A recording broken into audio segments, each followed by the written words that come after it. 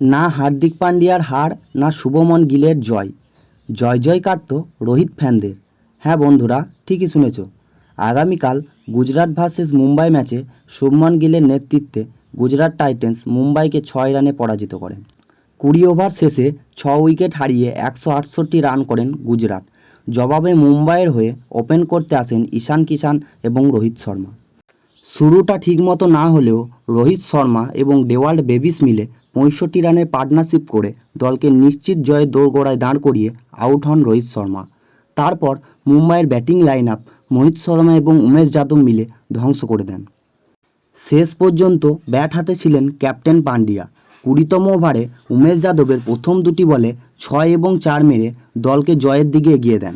ওভারে 3 নম্বর বলে catch out হয়ে যান পান্ডিয়া এবং মুম্বাই ইন্ডিয়ান্স ম্যাচটি হেরে যায়। আহমেদাবাদের নরেন্দ্র মোদী স্টেডিয়ামে তখন গুজরাট নয়, মুম্বাই ফ্যানদের উল্লাস। এ যেন জয় রোহিতের, রোহিত ফ্যানদের। আসলে মুম্বাই ইন্ডিয়ান্স রোহিতের কাছে ক্যাপ্টেন্সি কেড়ে হার্দিককে ক্যাপ্টেন করায় এই উল্লাস রোহিতিয়ানদের।